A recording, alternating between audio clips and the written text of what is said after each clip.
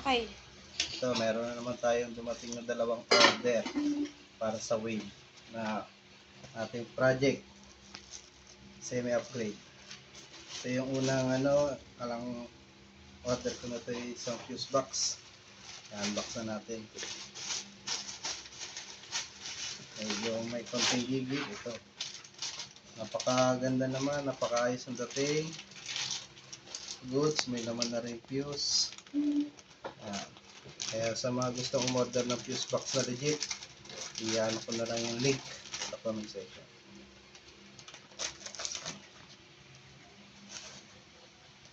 Yan.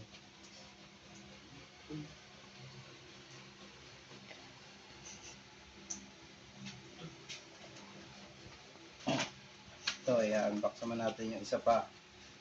Ito isang block assembly ng Wave 110 Alpha CX. Simpleng upgrade lang din. Unboxing. Salamat seller kasi medyo okay ang pagkakabalot, makapal ang bubble wrap.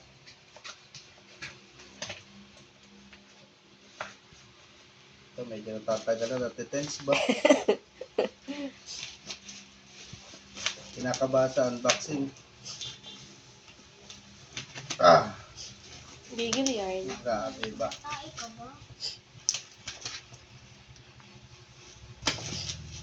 Na open ko na siya sa wakas. Ito na. Wave 110 53mm semi-upgrade. Ito na yan, unboxing na natin kung ano yung laman. Sana walang damage. Ano magpumotor yan? Alam ang plastic.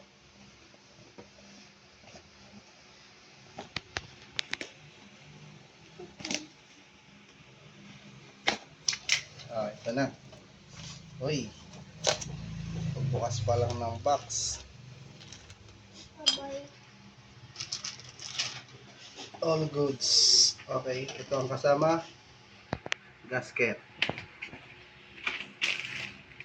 Buksan ko muna. Baka walang piston lock to eh. Check. Oh, nahulog na nga ang piston. Ito ang piston ring. Piston lock. At piston pin.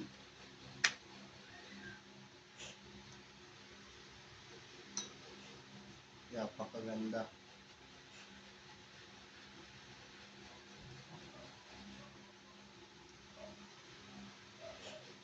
Black at piston. Sulit. Okay, salamat.